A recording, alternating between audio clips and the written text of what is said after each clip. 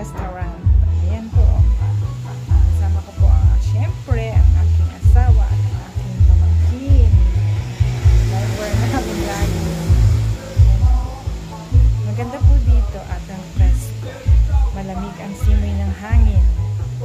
Dito po yan sa Kuya Mike's restaurant. Hindi masyadong kabisado. Nandito pa rin po kami ngayon sa Marinduque, sa Santa Cruz, Marinduque para sa aming bakasyon. Waiting pa po kami doon sa halo-halo namin, pero yung pamangkin ko po ay nakain na ng pizza at saka pancit. Mukhang napakasarap. Siyempre alam niyo naman po ang Ate Biz, basta pancit talaga. Ano tayo dyan, nag-crave lagi. Tara mga kabibs, kain po tayo. God bless you all.